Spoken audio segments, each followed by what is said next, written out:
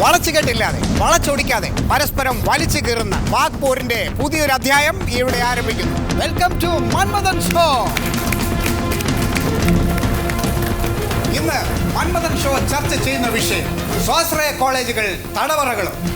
നമുക്ക് ചർച്ച ആരംഭിക്കാം. വിളിക്കണത് ഞങ്ങള് തമ്മിൽ അങ്ങനെ ഒരു പഴയ ബന്ധമുണ്ട് സാറേ. ഞങ്ങൾ ഒരുമിച്ച് പഠിച്ചാണ്.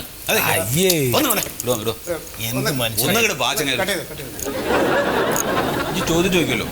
ചോദ്യം ചോദിക്കുമ്പോ ഉത്തരം പറയാനുള്ള സാവകാശം തരണം കേട്ടാ. മറ്റേ ഉത്തരം പറഞ്ഞു തുടങ്ങുമ്പോഴേക്ക് വേറെ ആളിലേക്ക് പോണ പരിപാടി ഉണ്ടല്ലോ. അത് നടക്കില്ല കേട്ടാ. എന്ത് കോലാണത്. ചുവന്ന ഷർട്ട്, ഒരു കാർത്ത കോട്ടിട്ട് ഒരു കോമാളി വേഷം. നമുക്ക് എന്താ സ്വാശ്രയ സ്വാശ്രയ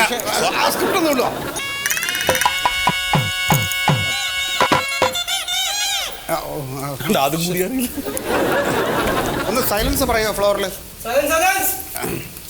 ഈ ഷോയിൽ പങ്കെടുക്കുന്ന പ്രമുഖ വ്യക്തിത്വങ്ങളെ ഞാൻ നിങ്ങൾക്ക് പരിചയപ്പെടുത്തും.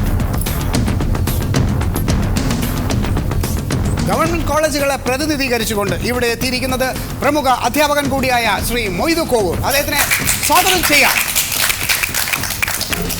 സ്വാശ്രയ കോളേജുകളെ പ്രതിനിധീകരിച്ച് ഇവിടെ എത്തിയിരിക്കുന്നത് പ്രമുഖ വ്യവസായിയും തങ്കമണി കോളേജ് ഓഫ് എഞ്ചിനീയറിംഗിന്റെ MD കൂടിയായ ശ്രീ ശീതളൻ. സ്വാഗതം ചെയ്യുന്നു മന്മഥൻ ഷോയിലേക്ക്. എന്റെ അത്ര കയ്യടി നിങ്ങൾക്ക് കിട്ടിയില്ല. ചെറിയൊരു തീപ്പൊരി മതി വലിയൊരു പൊട്ടിത്തെറി ഉണ്ടാക്കാൻ എന്ന് കേരള ജനതയ്ക്ക് കാണിച്ചു തന്ന കോമള കോളേജ് ഓഫ് എഞ്ചിനീയറിംഗിന്റെ പ്രിൻസിപ്പളും പ്രശസ്ത ചാനൽ അവതാരകയുമായ ശ്യാമള നായരെ ഈ ഷോയിലേക്ക് സ്വാഗതം ചെയ്യുന്നു. കോളേജിൽ പൊട്ടിത്തെറി ഉണ്ടായോ? തീപ്പൊരി വേണ്ടിട്ട് പൊട്ടിത്തെറി ഉണ്ടായെന്ന് പറഞ്ഞു. അടുത്തതായി ഞാൻ നിങ്ങൾക്ക് പരിചയപ്പെടുത്താൻ പോകുന്ന ആ പ്രമുഖ വ്യക്തി മറ്റാരുമല്ല, കോമള കോളേജ് ഓഫ് എഞ്ചിനീയറിംഗിന്റെ സ്ഥാപകനും പ്രശസ്ത ചാനൽ അവതാരകയും കോളേജ് പ്രിൻസിപ്പൾ കൂടിയായ ശ്യാമള നായരുടെ പിതാവ് സുമേഷ് നായർ. അടുത്ത പ്രമുഖ വ്യക്തിയെ ഞാൻ നിങ്ങൾക്ക് പരിചയപ്പെടുത്തേണ്ട കാര്യമില്ല. പ്രശസ്ത സാമൂഹിക സാംസ്കാരിക നായകനും വിദ്യാഭ്യാസ നിരൂപകനും കൂടിയായ Suprabhatham Sugathan. Welcome to Manmadhan show. നമുക്ക് സുഗതനിൽ നിന്നും ആരംഭിക്കാം. അല്ലാതെ ആരംഭിക്കാൻ വരട്ടെ. ഞങ്ങളെ പരിചയപ്പെടുത്തില്ലല്ലോ. ഞാൻ ഈ കുട്ടിയുടെ അച്ഛനല്ലേ.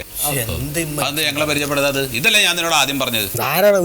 ഈ ഷോയിൽ പങ്കെടുക്കുന്ന മറ്റു പ്രമുഖരെ കൂടി ഞാൻ പരിചയപ്പെടുത്തുന്നു. പേരും മുഖവും വെളിപ്പെടുത്താൻ ഭയപ്പെടുന്ന ഒരു കൂട്ടം കോളേജ് വിദ്യാർത്ഥികൾ, അവരുടെ രക്ഷകർത്താക്കൾ, മറ്റു പല മേഖലയിലും പ്രവർത്തിക്കുന്ന പ്രമുഖരും ഈ ഷോയിലുണ്ട്. അവർക്കും സ്വാഗതം ചെയ്യുന്നു. അത് പറയണം. പറയാതെ വിളിച്ചിട്ട് വന്ന ആളുകളല്ലേ. ശ്രീ സുഗതൻ, സത്യത്തിൽ എന്താണ് ഇവിടെ സംഭവിച്ചുകൊണ്ടിരിക്കുന്നത്? കച്ചറ അല്ല, നിങ്ങളുടെ ഈ ഷോയിൽ സാധാരണ കച്ചറയും തമ്മിൽ തല്ലുവാണല്ലോ നടന്നുകൊണ്ട്. ഞാൻ അതല്ല ചോദിച്ചു. ഈ സ്വാശ്രയ കോളേജ് വിഷയത്തിൽ കേരളത്തിൽ എന്താണ് സംഭവിച്ചുകൊണ്ടിരിക്കുന്നത്? ഈ സ്വാശ്രയ രംഗം ആകെ കുത്തഴിഞ്ഞ് കിടക്കുകയാണ്. ഇവിടെ പണമുണ്ടെങ്കിൽ ഏത് കള്ളു കച്ചവടക്കാരനെയും കറിക്കച്ചവടക്കാരനെയും സ്കൂളിൻ്റെ പടി കയറിയിട്ടില്ലാത്തവനെ വരെ വിദ്യാലയങ്ങൾ ഉണ്ടാക്കാൻ കഴിയുന്നുണ്ട്. അവരെ സംബന്ധിച്ചിടത്തോളം ചാകരയാണ് ചാകര. ഒരു സ്വാശ്രയ കോളേജിൻ്റെ ഉടമസ്ഥനെ കുറിച്ച് നമ്മൾ അന്വേഷിച്ചു കഴിഞ്ഞാൽ നമുക്ക് ചിരി വരും. ആ കോളേജിൽ പഠിക്കുന്ന നമ്മുടെ കുട്ടികളുടെ അവസ്ഥയെക്കുറിച്ച് അത് പറയാതിരിക്കുന്നതാണ് നല്ലത്. നാറും. അപ്പോൾ എനിക്ക് പറയാനുള്ളത്, തങ്കമണി കോളേജ് ഓഫ് എഞ്ചിനീയറിംഗിന്റെ MD കൂടിയായ ശ്രീ ശീതളനെ നിങ്ങൾ മനഃപൂർവ്വം കരിവാരി തേക്കുകയാണ്. അല്ല, അതിപ്പോ ഇതിൽ സത്യമുണ്ടെങ്കിൽ ഞാൻ ആ കാര്യത്തിൽ നിരപരാധിയാണ്. ശ്രീ ശീതളൻ, നിങ്ങൾ എങ്ങനെ ഇതിന് മറുപടി പറയും? അതെ, എനിക്ക് ഈ ജാതി വർത്തമാനത്തിനൊന്നും മറുപടി പറയാനില്ല. എന്താ കാര്യം അറിയോ? ഇവിടെ കുറെ ആൾക്കാർ ജുമ്പിട്ട് ഇറങ്ങിയതായി കൈക്ക് വാദം പിടിച്ച മാതിരി ഇങ്ങനെ പറഞ്ഞ എല്ലാവരും കേൾക്കാൻ ആൾക്കാരുണ്ട്. നമ്മുടെ ആവശ്യതല്ല. ഈ നാട്ടിൽ ഒരു തൊഴിലിന് കുറ്റം പറയരുത്. എന്താണ് കക്കാനും നല്ല പോണത്? ആദ്യം അത് പഠിക്കണം. അല്ല, നമ്മൾ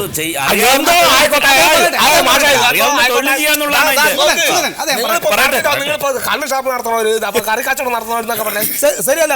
അതുകൊണ്ട് ജീവിക്കുന്ന ആൾക്കാരുണ്ട്. ഈ പറഞ്ഞ പാർട്ടികൾക്ക് നല്ലൊരു കള്ളും നല്ല ഒരു മീൻ കറിയും വെച്ച് കൊടുക്കും, വെട്ടി വിടുക കാണിച്ചാണ് ഞാൻ. അല്ലാണ്ട് ആ കച്ചവടം ചെയ്തു, ഈ കച്ചവടം എന്ത് കച്ചവടം ചെയ്താണ്. ഇപ്പം ഞാൻ ഒരു പണി ചെയ്ത ആളാണ്. നല്ല അസറായിട്ട് അറക്കാൻ പിടിച്ച് വന്ന ആളാണ് ഞാൻ. എന്നിട്ട് എന്താണ് ആ പണി എടുത്താൽ പോലെ ആ പണി നിർത്തിയപ്പോഴാണ് ഞാൻ കോളേജ് തുടങ്ങിയത്. പിന്നെന്താ, നമുക്കത് കോളേജ് തുടങ്ങുന്നവർക്ക് ഇന്ന പണി ഉണ്ടാവാൻ പറഞ്ഞെന്ന് പറഞ്ഞു. എന്താണിത്? ആക്രി കച്ചവടം നടത്തിയാലും നമുക്ക് കോളേജ് നടത്തുന്ന നടത്താം. ഞാനൊരു കാര്യം പറയട്ടെ. പറയും. എന്റെ മോൻ ഒറ്റ ആൺകുട്ടിയേ ഉള്ളൂ. അവനെ ഗവൺമെന്റ് കോളേജിൽ ചേർക്കണതായിരുന്നു എന്റെ താല്പര്യം. പക്ഷെ സുഹൃത്തുക്കളും പിന്നെ ഇതുപോലൊക്കെ പാടെ പറഞ്ഞിട്ട് അവളെ ഈ പ്രൈവറ്റ് കോളേജിൽ കൊണ്ടുപോയി ചേർത്ത്. ഓരോ കോളേജിൽ നിങ്ങളെ നിർബന്ധിച്ചില്ലല്ലോ കുട്ടി അവിടെ ചേർക്കാനായിട്ട്. അല്ല എന്തോ ആവട്ടെ, ഞാൻ അവിടെ ചേർത്തു. ഇപ്പൊ പ്രശ്നം എന്താന്ന് വെച്ച് കഴിഞ്ഞാൽ ഒരാണായിട്ട് വളരേണ്ട എന്റെ കുട്ടി ഒന്നിനും കൊള്ളാത്തൊരു സാധനമായിട്ട് പുറത്തേക്ക് വരാൻ പോവാണ്. അങ്ങോട്ട് തിരിയാൻ പാടില്ല, ഇങ്ങോട്ട് തിരിയാൻ പാടില്ല, വേറൊരാളെ നോക്കാൻ പാടില്ല, ഒരാളുടെ മുഖത്ത് നോക്കിയിട്ട് ഒരു കാര്യം പറയാൻ അവനെ കൊണ്ടുപോകാൻ പറ്റില്ല. സംസാരിക്കാത്തത് തന്നെ ഒരു കള്ളലക്ഷണമാണ്. അങ്ങനെയുള്ള കള്ളത്തരങ്ങൾ നിറഞ്ഞുള്ള കുട്ടികളെ പൊതുസമൂഹത്തിന്റെ മുമ്പിലേക്ക് ഇറക്കി വിട്ടുള്ള അവസ്ഥ എന്താണ്? കോളേജിന്റെ പ്രശ്നങ്ങൾ അതൊക്കെ ഓരോരുത്തരും വീട്ടിൽ നോക്കേണ്ട കാര്യമാണ്. ഈ ഗവൺമെന്റ് കോളേജുകൾ എന്താണ് അവിടെ എന്താണ് നടക്കുന്നത്? എന്താ ഗവൺമെന്റ് കോളേജ്? പ്രൈവറ്റ് കോളേജ്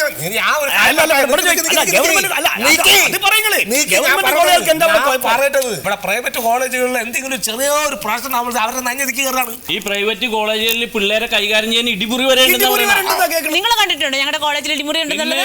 എന്തിനാ കാണുന്നത്? ഇത് കൊണ്ടാവല്ലേ ഇരിക്കണം. ഞങ്ങളുടെ കോളേജിൽ ഇടിമുറി ഉണ്ടെന്ന് തെളിയിക്കാൻ പറ്റും.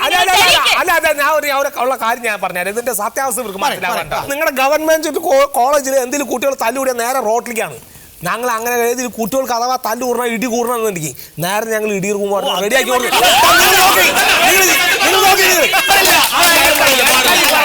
ഇതിങ്ങനെ കാട് കയറി സംസാരിച്ചിട്ട് കാര്യമില്ല. ഇവിടെ സംഭവിച്ചിരിക്കുന്നത് ഞാനൊരു സെലിബ്രിറ്റി ആയതുകൊണ്ട് എന്നെ മനഃപൂർവ്വം കരിവാരി തേക്കാനുള്ള ബോധപൂർവമായ എങ്ങോട്ട് കരിവാരി തേച്ചിട്ട് എന്താണ്? ഈ ശീതളൻ സാറിന്റെ കോളേജിലെ അവിടെ രാത്രിയായ പുള്ളി ലേഡീസ് ഹോസ്റ്റലിൽ ടോർച്ചായിട്ട് ഇറങ്ങും ചെക്കിംഗ് എന്നും പറഞ്ഞിട്ട്. നോക്കട്ടെ. അപ്പൊ നിങ്ങള് ബോയ്സ് ഹോസ്റ്റലിലൊന്നും ചെല്ലുന്നില്ലല്ലോ? ഞങ്ങൾ ചെല്ലുന്നുണ്ട്. നിങ്ങൾ ഫുൾ ടൈം നോക്കണത് ലേഡീസ് ഹോസ്റ്റലിലല്ലേ? നിങ്ങൾ പറഞ്ഞ കംപ്ലീറ്റ് അബദ്ധമാണ്. എന്താ പറഞ്ഞത്? ഞങ്ങൾ ഒരു കുട്ടിയെ ഏൽപ്പിച്ചു കഴിയുമ്പോ അവന്റെ കേവലം വിദ്യാഭ്യാസം മാത്രമല്ല ഞങ്ങൾ ലക്ഷ്യം വെക്കുന്നത്. നല്ല പെരുമാറ്റം, നല്ല സ്വഭാവ രീതി, അച്ചടക്കമുള്ള വസ്ത്രധാരണം, വസ്ത്രധാരണത്തെ കുറിച്ച് പറയാൻ ഈ പെണ്ണുപിള്ളക്ക് എന്ത് യോഗ്യതയാണുള്ളത്? മാഡം, സി എന്ന് പറഞ്ഞാൽ കടലാണ്. അത് പറഞ്ഞപ്പോഴാണ് കടലിന്റെ പശ്ചാത്തലത്തിൽ മാഡം ഇടയ്ക്ക് ഒരു TV പ്രോഗ്രാം അവതരിപ്പിക്കുന്നത് ഞാനും കണ്ടിരുന്നു. അത് മോഡേൺ വസ്ത്രം ഉടുത്തിരുന്നു. അങ്ങനെയായിരുന്നു ആ പ്രോഗ്രാം അവതരിപ്പിച്ചിരുന്നത്. അത് വൈറലായിരുന്നു, യൂട്യൂബിൽ എല്ലാവരും കണ്ടിട്ടുണ്ട്. മാഡം ഒരു TV ആങ്കറാണ്, പല കോസ്റ്റ്യൂം ധരിക്കേണ്ടി വരും. താങ്കൾ ഏത് സ്വാശ്രയ കോളേജിലെ ഇതാണ്? ഞാൻ സ്വാശ്രയ കോളേജിന്റെ ആളല്ല. പിന്നെ ഞാൻ മാഡത്തിന്റെ ഒരു ആരാധകനാണ്. എല്ലാ TV പ്രോഗ്രാമും ഞാൻ കാണാറുണ്ട്. അത് ശരി, മാഡത്തിന്റെ പരിപാടി കാണാൻ വേണ്ടി വന്നത്. അതെ, നേരിട്ടൊന്ന് കാണണം. മിസ്റ്റർ മന്മഥൻ, അതെന്നെ കംപ്ലീറ്റ് ചെയ്യാൻ അനുവദിക്കണം. ഞാനൊരു പ്രോഗ്രാം അവതാരികയാണ്. എനിക്ക് എന്റെ പ്രോഗ്രാമിന്റെ സ്വഭാവത്തിനും കൾച്ചറിനും അനുസരിച്ച് ഡ്രസ്സ് ചെയ്യേണ്ടതായിട്ട് ആവശ്യമുണ്ട്. പക്ഷേ അതില് അസഭ്യത കണ്ടെത്തുന്ന നിങ്ങളുടെ എല്ലാം കണ്ണുകൾക്കാണ് പ്രശ്നം. പ്രോഗ്രാം എന്ന് പറഞ്ഞ ശാസ്ത്രീയ സംഗീതമൊന്നുമല്ല, കഞ്ഞിക്കറിയും വെക്കലാണ്. കേവലം കഞ്ഞിയും കറിയും വെക്കല് മാത്രമൊന്നും അല്ലാതെ നിങ്ങൾ അതിനെ അങ്ങനെ ആക്ഷേപിക്കരുത്. ഇതിലും മോശമായിട്ട് വസ്ത്രം ധരിച്ച് പൊതുപരിപാടികളിൽ പങ്കെടുക്കുകയും അഭിനയിക്കുകയും ചെയ്യുന്ന ധാരാളം ആളുകൾ വേറെയുണ്ട്. അതെ, ഇതിലിപ്പോ ചർച്ച ഇവരെങ്ങനെ ഡ്രസ് ചെയ്യണം എന്നുള്ളതല്ലോ. വിശദീകരിക്കണ്ടേ? ഞാനൊന്ന് ചോദിച്ചോട്ടെ, എന്തുകൊണ്ടാണ് ഈ സ്വാശ്രയ കോളേജിൽ ഇതുപോലുള്ള വിഷയങ്ങൾ നേരത്തെ ഉണ്ട് എങ്കിൽ എന്തുകൊണ്ടാണ് കുട്ടികൾ ഇത് തുറന്നു പറയാൻ മടിക്കുന്നത്? ഇന്റേണൽ മാർക്ക് എന്ന് പറഞ്ഞ സംവിധാനം കുട്ടികൾക്ക് അത് ഇവർ കൊടുക്കൂല. ഇത് പേടിച്ചിട്ടാണ് എല്ലാ കുട്ടികളും ഇവരുടെ ഗുണ്ടായിസം, ഇതിനകത്ത് നടക്കുന്ന എല്ലാ തമ്മാടിത്തരങ്ങളും പറയാത്തത്. മകൻ പറയട്ടെ എന്ത് ഗുണ്ടായിസം അവിടെ ഉണ്ടായിരുന്നില്ല. നിങ്ങളുടെ മകന് എന്ത് ഇന്റേണൽ മാർക്ക് കൊടുക്കാതിരുന്ന മാർക്ക് വെറുതെ കൊടുക്കാനുള്ളതല്ല, നന്നായി പഠിച്ച് പറയുന്ന കാര്യങ്ങൾ വൃത്തിയായിട്ട് ചെയ്യുന്നവർക്ക് കൊടുക്കേണ്ടതാണ് മാർക്ക്. വെറുതെ അങ്ങനെയാണെങ്കിൽ ഇപ്പൊ എങ്ങനെയാണ് ഓരോ കുട്ടികളും നിങ്ങൾ അതിനകത്ത് നടക്കുന്ന കാര്യങ്ങൾ ഇപ്പൊ വിളിച്ചു പറയുന്നത് എങ്ങനെയാണ്? ഇതിനൊക്കെ എന്ത് വർത്താനം പറയുന്നത് നിങ്ങൾ?